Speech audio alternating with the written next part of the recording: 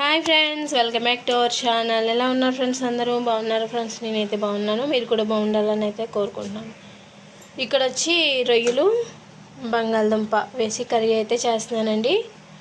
దానికోసం అయితే నేను రొయ్యలను అయితే ఒక 1/2 కిలో రొయ్యలు అయితే తీసుకున్నాను. వీటిని అయితే ఆల్రెడీ నేను కొంచెం మగ్గించుకున్నానండి.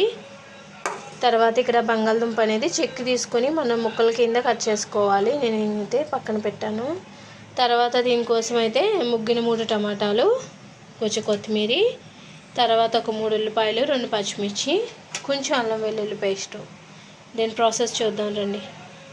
ప్రాసెస్ అనేది చూద్దామండి. కర్రీకి సరిపడా ఆయిల్ అయితే వేసాను. ఆయిల్ కొంచెం వేడైన తర్వాత మనం ఉల్లిపాయ ముక్కల్ని, పచ్చిమిర్చి ముక్కల్ని అయితే వేసుకోవాలి. ఇవనేది మనకి మంచి కలర్లో రావాలండి. ఉల్లిపాయలు అయితే కొంచెం సేపు అయితే ఫ్రై అవ్వాలి.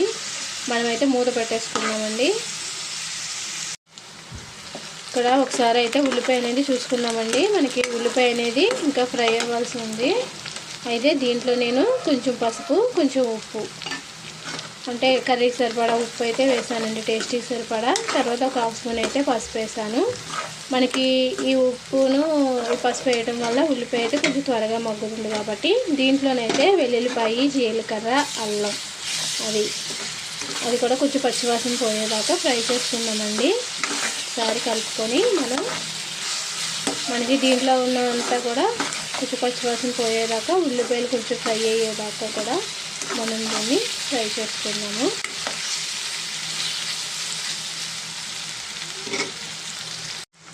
ఉల్లిపాయ అనేది మనకి మంచి కలర్ వచ్చిందండి. మనకి అల్లం వెల్లుల్లి పేస్ట్ కూడా చక్కగా ఫ్రై అయ్యింది. ఇప్పుడు దీంట్లో కట్ చేసుకున్న టమాటా ముక్కలను కూడా వేసేసుకున్నామండి. టమాటా అనేది నేను ఒక 3 టమాటాలు, 3 టమాటాలు అయితే తీసుకున్నానండి. గ్రేవీ అనేది బాగా వస్తుంది, టేస్ట్ కూడా బాగుంటుందని మనం ఒకసారి అయితే కలుపుకొని మనమైతే మూత పెట్టేసుకుందామండి. టమాటా అనేది మనకి మెత్తగా మగ్గిపోవాలి. ఈ ఆయిల్లోనూ మూత పెట్టేసుకుంటే మనకి టమాటా కూడా మగ్గిపోతుంది. ఓకే అండి, మనకి టమాటా అనేది చాలా మెత్తగా కుక్ అయిపోయింది. చూసారండి, మనకి టమాటా ఇలా మెత్తగా కుక్ అయితే సరిపోతుంది. ఇప్పుడు దీంట్లో నేను ఆల్రెడీ మగ్గించుకున్న పచ్చిరొయ్యలు అన్నది వేసేసుకుంటున్నాను.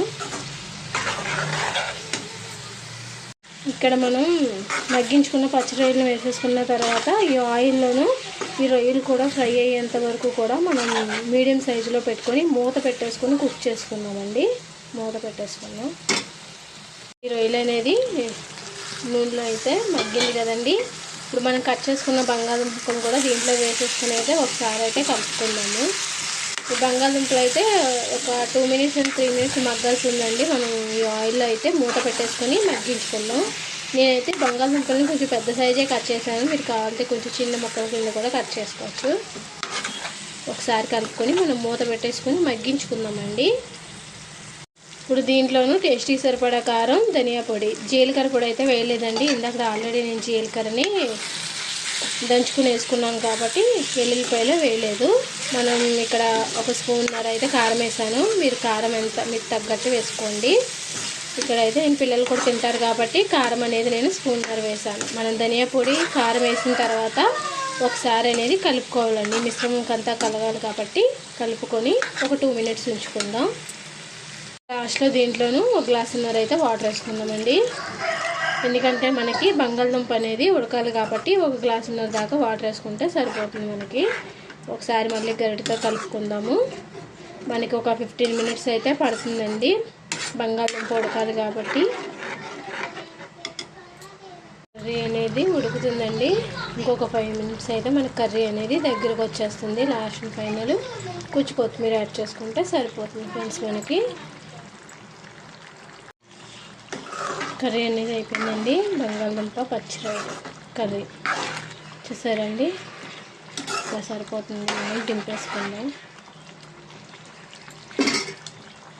ఓకే ఫ్రెండ్స్, ఫైనలీ బంగాళదుంప పచ్చిరొయ్యల కర్రీ అయితే అయిపోయిందండి. చూసారా ఫ్రెండ్స్, మంచి కలర్ఫుల్గా ఉంది. చక్కగా రైస్లోకి, చపాతీలోకి సూపర్ ఉంటుందండి కర్రీ. గ్రేవీ కూడా చాలా బాగా వచ్చింది. చూసారండి, మీరు ఎప్పుడైనా ఇలా ట్రై చేస్తారో లేదో ఖచ్చితంగా కామెంట్ చేయండి. నేను చేసిన కర్రీ అయితే ఎంతమందికి నచ్చిందో కామెంట్ చేయండి, లైక్ చేయండి, షేర్ చేయండి, మన ఛానల్ అయితే సబ్ చేయండి. Okay friends, bye.